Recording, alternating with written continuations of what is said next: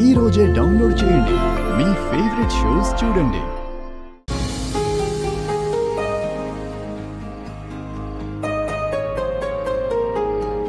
అమ్మా, స్వామివారికి ఈ వేకువజామునే తొలి కిరణం స్వామివారిని తాకే సమయానికే నీటితో అభిషేకం చేయాలమ్మా. అందుకు మీరు నీటిని సిద్ధం చేసుకోండి. అలాగే పంతులు గారు. అంతకుముందు అభిషేకాన్ని ఆచరించేవారు కొలంలో స్నానం చేసి ఆ తడిబట్టలతోనే పూజను జరిపించాల్సి ఉంటుంది. ఆ తర్వాత పూలతో స్వామివారిని అందంగా అలంకరించి హారతి ఇచ్చిన తర్వాత ఈ పూజ ముగుస్తుంది. అలాగే పంతులు గారు, మీరు చెప్పినట్టుగానే చేస్తాం. మంచిదమ్మా. ఓం నమ శివాయ. అక్క, నేను వెళ్ళి ఏర్పాట్లు చూస్తాను. అలాగేనమ్మా.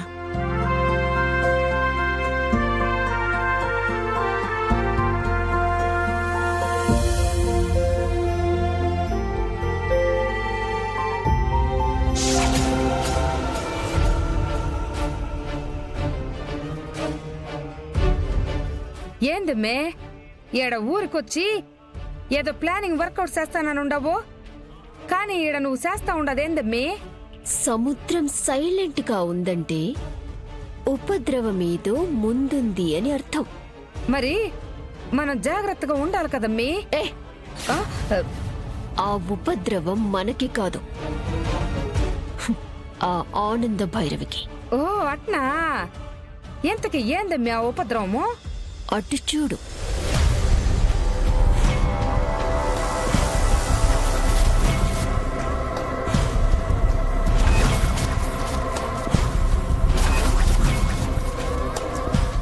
చూసావుగా ఈ తాడు? ఇటు చూడు.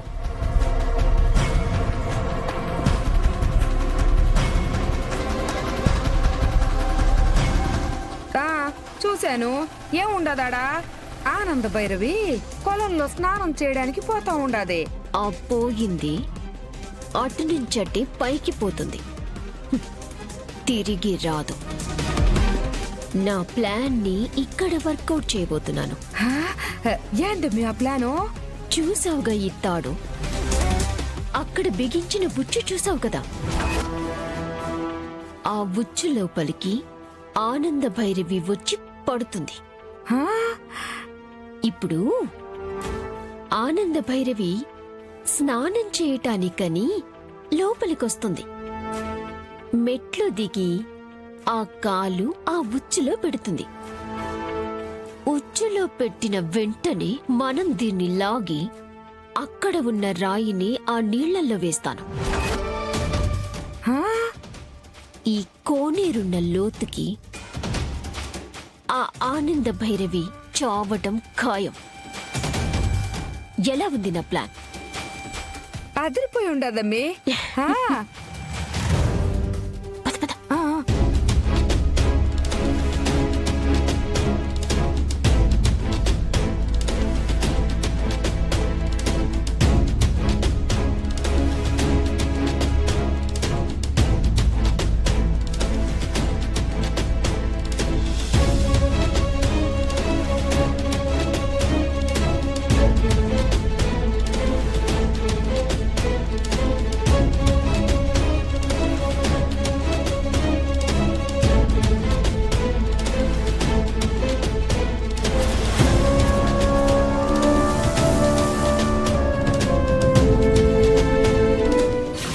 అబ్బా, ఏందమ్మే ఇదే?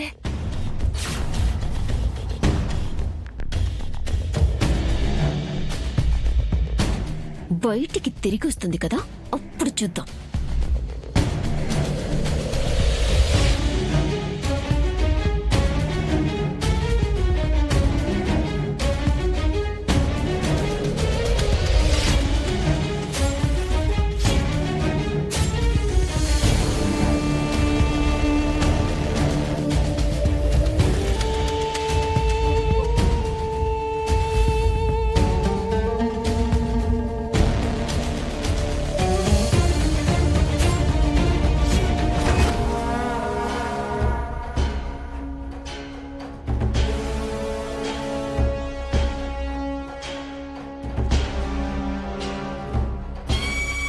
లాగమ్మి.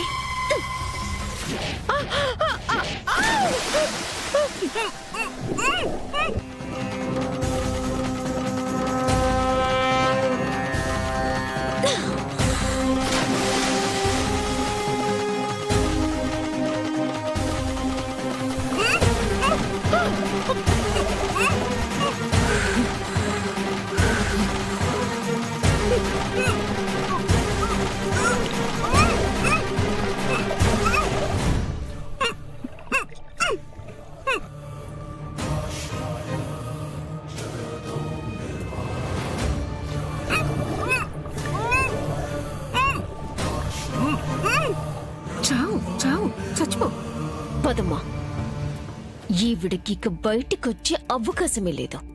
అవునమ్మే, కాసేపట్లో నీళ్లలోంచి ప్రాణము ఆకాశంలోకి కలిసిపోతా ఉంటాది.